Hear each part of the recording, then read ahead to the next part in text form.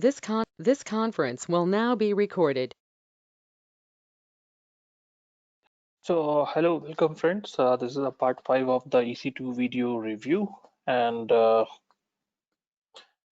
we'll try to complete this document review. And if you want to go ahead and check it out, the initial review where we covered the from the chapter 1 till here, you can just log back into my YouTube channels, and I have the details in the video description below.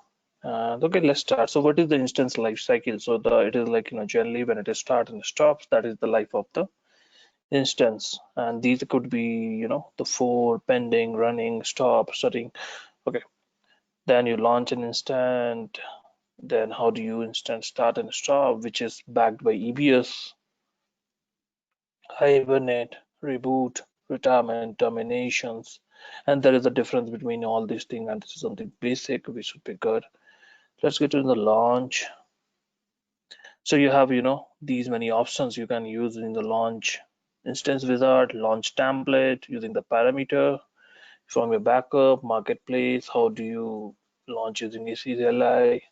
Okay, then there is a difference, you can go through it. This is something not that important from the interview perspective, but if you want to see, yeah, go to this console, then you launch a template, then you create a launch template, then in version you provide these details, AMI, instance type, keep your name, network, volume, and then you launch it. If you go through this document, and you will have it fast. So I'll not try to discuss these things, because these are something of which you can understand it by yourself. And let's try to move forward. And yeah.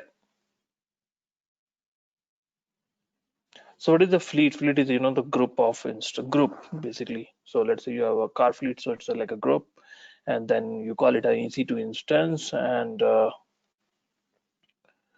then there is a way how to. There is a limitation. So EC2 fleet is available only through API or AWS. What does it mean? That if you have like 10 instances in a group, you have tagged it, and you can start all those at one go. So then these are the different limits, which is like more towards for system admins. And then you have some information for T3 spot and T2 spot. And then you just go ahead, and then there is a to fleet configuration strategies, and you plan. And there is a strategy you need to read this. So whether you have to design that issue that submits a synchronous or asynchronous one-time request. Then you have a meet your application requirement. So basically you have to group the instances based on the different criteria, so that when you do it, you know like how much time and all those things would be taken up. So going forward, this you can go through. I don't think there is much to explain from the interview perspective, and these are more like an internal retrospective. So let's try to move forward. And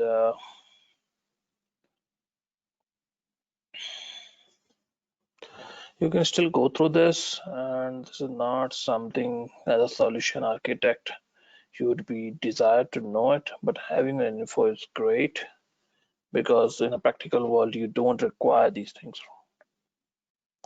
Then this is examples, how do you do it. So when you are launching a spot instance as the default purchasing option, launch and on demand, you can just go through this. I mean to say, it's like pretty straightforward. You just have to work as it is. I mean to say, like whatever is configured, so you need to do it, so no need to spend time here.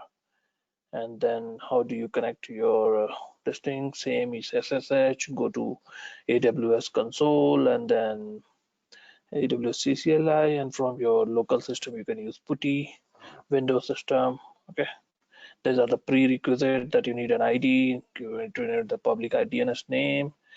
If it is IPv6, you need to know that. You have to get the username, and you have to put the private key, and then you have to Go. Then you have an option, how do you connect to SSH? And if you're already working in the system, you know it, right? How to connect.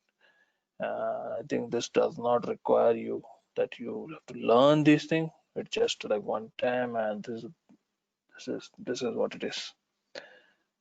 So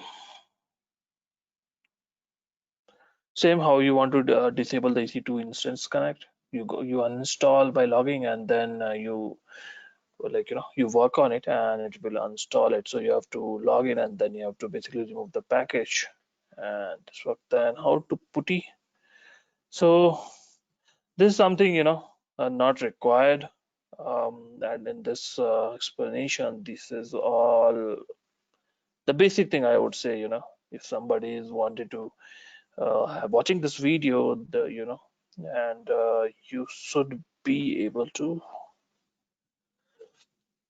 do it. So then what this is, okay.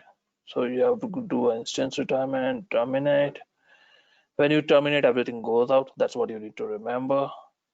And so if you want to recover, you have to have your instances running on these in say A1, C3, C4, and it has to be run in a virtual private, and it has only EVS volume. So that's what I was trying to say without even reading, that EVS volume is mandatory. And basically what happens, like you launch these as a separate unit, and in these the new server you recover from these EVS volumes. Okay, so moving next, there are common configuration scenarios, which is like managing the software, managing user accounts, setting the time, choosing the host name, setting the dynamic DNS, and running your Linux command, and then you do the managing software. So basically, you go for so these are the repositories. So what does it mean? These are the open source or maybe a protected repository, but I think it's an open source. Here, what happens? The developer behind this put their packages, and Amazon, before making these repository enabled. So basically, what happens before you install any packages, before you install any package, you need to connect to the repository where the softwares are in place, and from there you download and install it. So by default, these are there. You can still, if the system allows, and you can just try, if you can register any additional repositories open source, and then you can do it. But what happens, like when these are default, I would suggest like go with this default, because what happens before it is made live, or the Amazon AWS in the backend will cross verify and make it available.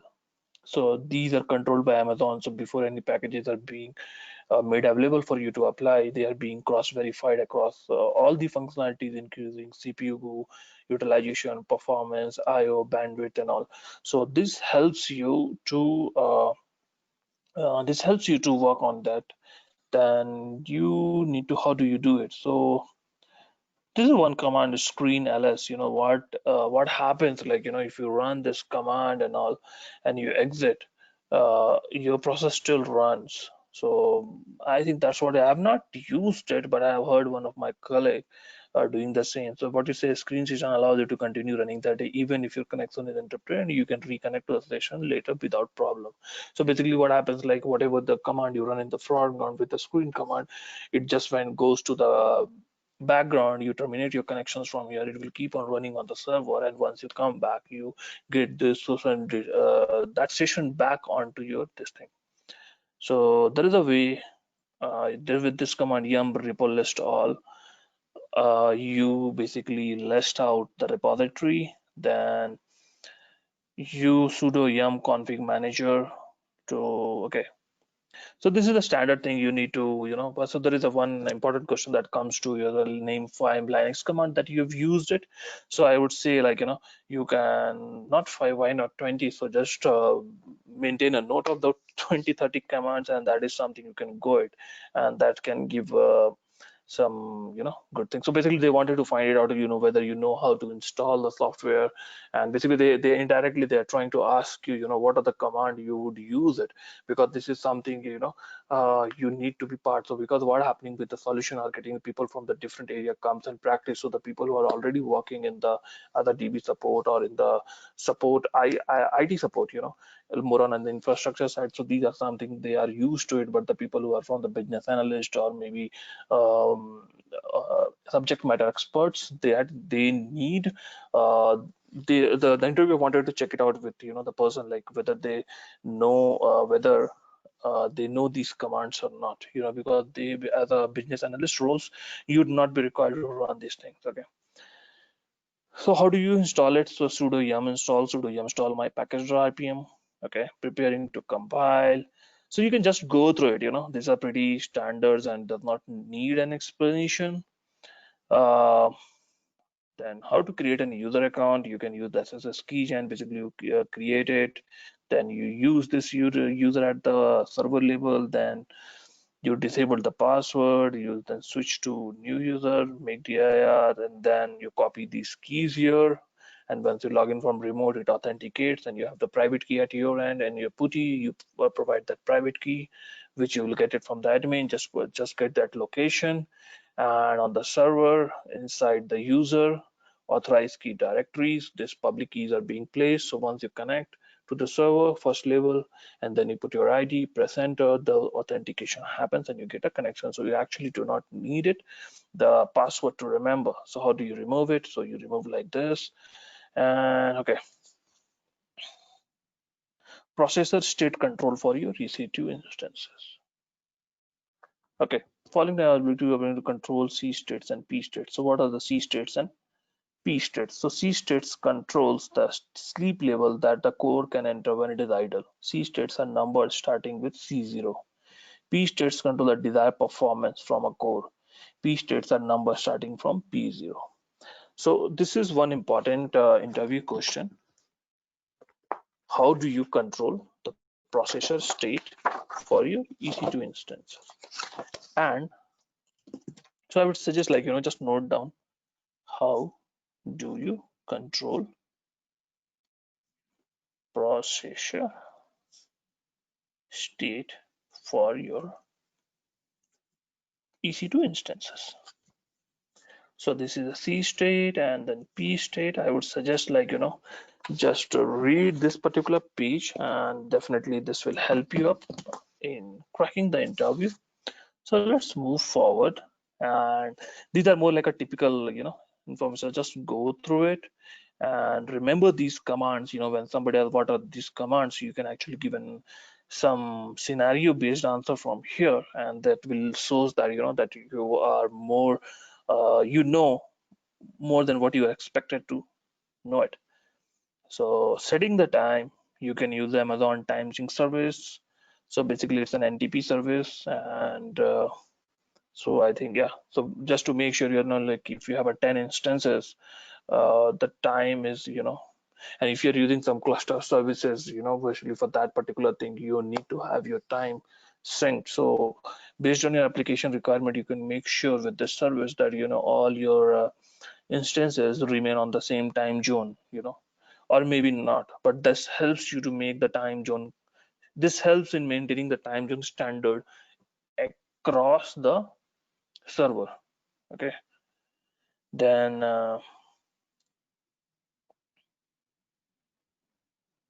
so there is an option of optimizing CPU option when you multi-threading, okay, which enables multiple threads to run concurrently on a single CPU core. And you can actually understand CPU core, and that will help you to understand these things more better. And it's for an understanding purpose, and that will help more into you deciding how much the cost it can occur. And when you do your performance reviews existing applications, and if you have a better understanding how do you read the CPU core threads and all, and how these things work, because mostly licensing and the cost of license are definitely dependent on how many CPU cores you have.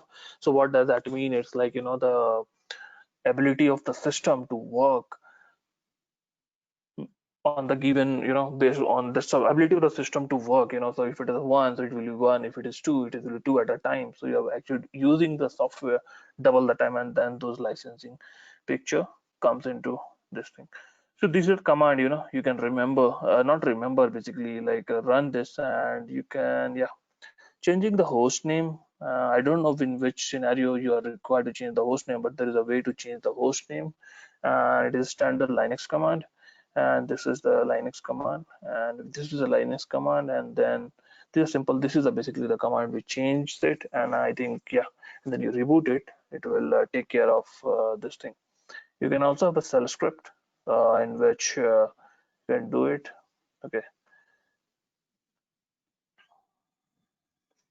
So there is an option, setting up a dynamic DNS. So what is dynamic DNS means? Like, every time when you boot your instances, your host name remains the same, but the IP behind that host name gets changed. So it is suggested that you enroll for that service. So what the process is that you need to have sign up with a dynamic DNS service provider and register a public DNS name with their service. This procedure is the free service for NoApp Free as an example. Then you have to configure the dynamic DNS update client, and you have to install this package. Then basically you have to, yes, and then you install this package, and then enable the NoApp service, and that's it. And this will automatically starts and bring back running commands at launch.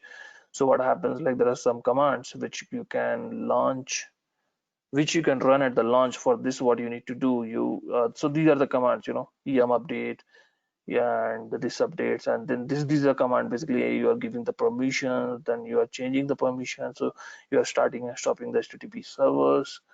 And yeah, so how do you do that? So you go to the Amazon console, you go to the instance, click on the actions, and then you stop it. Then you go to the action instance settings, view and change your and save it. Okay.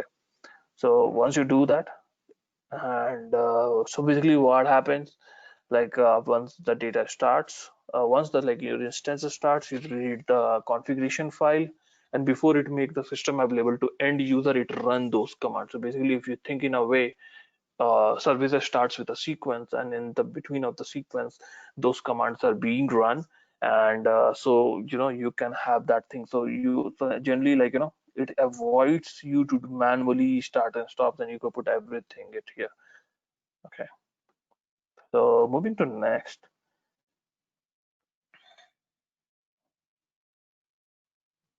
So this is about instance and user data. So it's all about like what is the instance parameter values are, and you can have an info here. Not so it's important, but I'm just my focus for this is towards the interview prospect preparations. So I do not want you to remember everything which does not make sense. To know it's good, but not for the interview purpose. Okay. So just go through this. These are not that important, and there is a way how to do it. Once you log in, you have to use this token is equal to, and then yeah, it will get you those details. And yeah, just follow this document. Okay, retrieve. So let's try to scroll, pages. Next, and if I see something which is needed, okay, let's okay. These you can read it, and you do not have to remember. But if you have, yeah, okay. How do you identify institute Linux instances? You have to, you can inspect using the system UID. Go to this will give you the UID, and then you use this UID, and then get the UID from HVM hardware virtualized machine. Okay. And yeah, monitoring. So I think, so these are the metrics for CPU. This is the matrix name is CPU utilization. Network is network in, network out, disk read IO, disk write, disk read bytes, and disk write, and you can use in the CloudWatch. And So there is a two option. One is an automated. So the CloudWatch, I would suggest to use the CloudWatch. That will give you, so CloudWatch will give you further thing, alarms, events, logs, agent, monitoring. Manual is like, setting yourself, and then it sends you alerts on the email or some noteboard. Then what is the best practice? What are the goals? So basically, I'll say in general, the best practice for you is to, like, you have to define the thresholds for your critical parameters on the server levels. Like 60% could be the warning, 75% is my critical, and then you can have those parameters set it at the CPU level, OS level, IP level, not IP level, CPU level, OS level, and yes, CPU level, OS level, storage level, file system level, and then based on that, you go for it. Monitoring the status. So you can just monitor status check, system instance.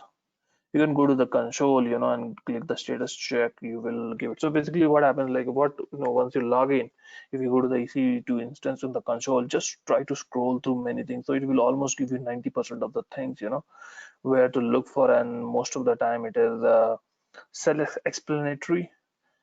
And here you could also, remember, I would suggest to remember the AWS command line, which will help you to, yeah, remember it. View schedule events. What are the events? So basically, like, you can have a set of a sort of a batch jobs to delete the files, log files which you don't need it by, and then you can put certain condition that deleted before, or you can take a backup of those into an S3, or you can just upload it to the CloudWatch and then delete it just to make sure your parent instance file system remain under utilizations.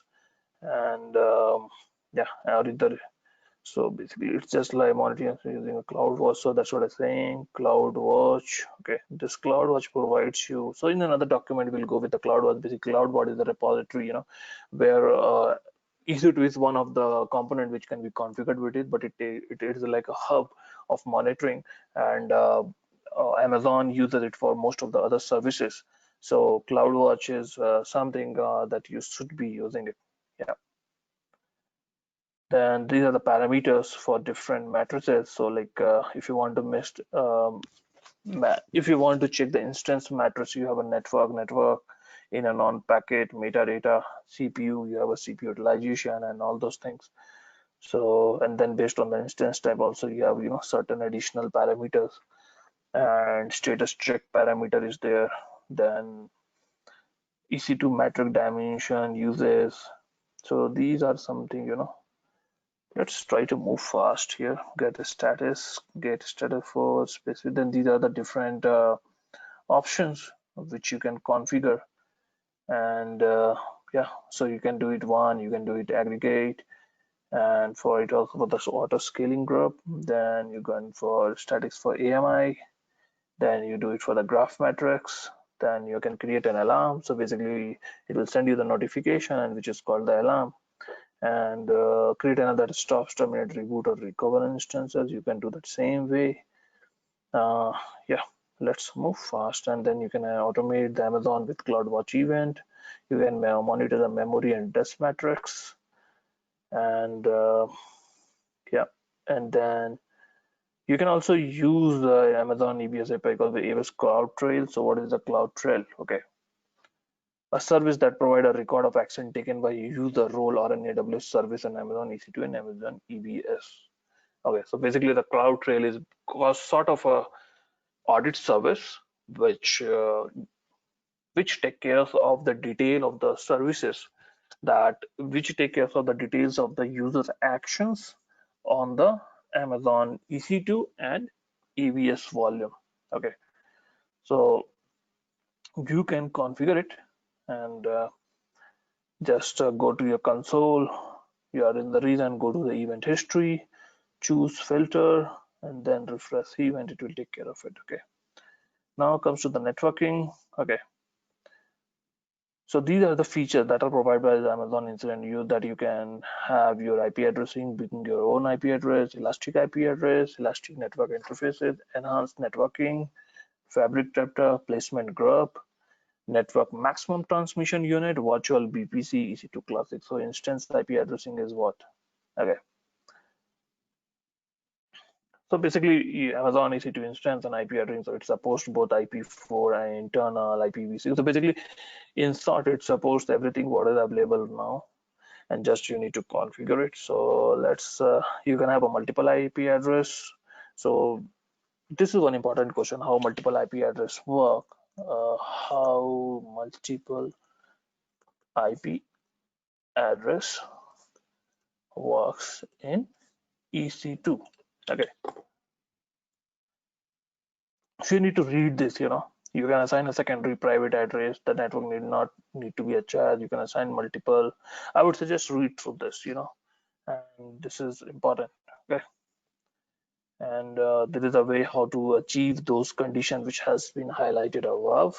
So let's you can also have your own IP address plot, and then there is a way how do you configure those IP address onto your machine. So this is important in case where you have the large pool of IT infrastructures across your organizations, and in those organizations you have already subscribed for a multi-million dollar contract with the IP service providing, and you decided to make your movement to the AWS, and you do not want to lose the money in the between. Those are reserved for you, and those are reserved because you paid less money, and that's why the instance reserve comes in picture.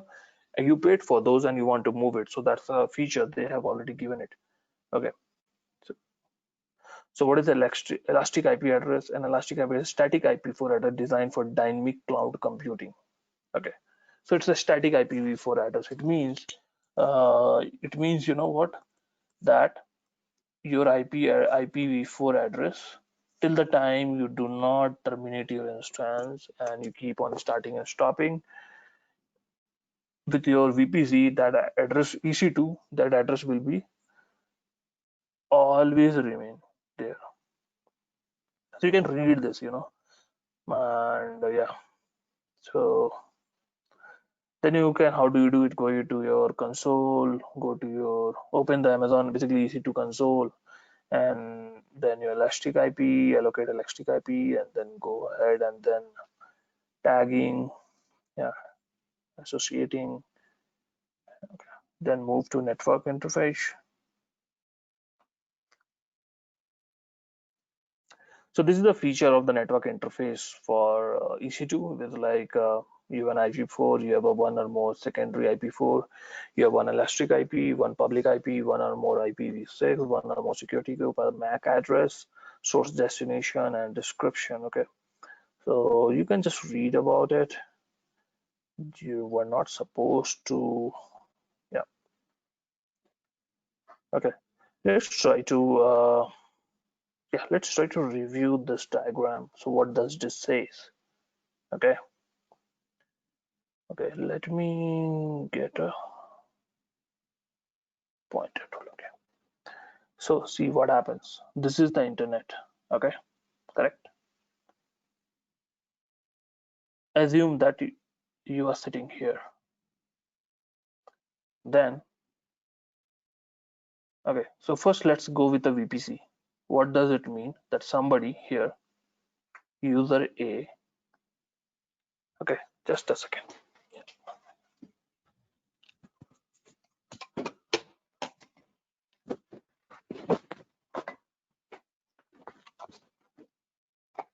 Yeah, so user A has this VPC, a separate account, and it has one subnet A, subnetwork, subnet B.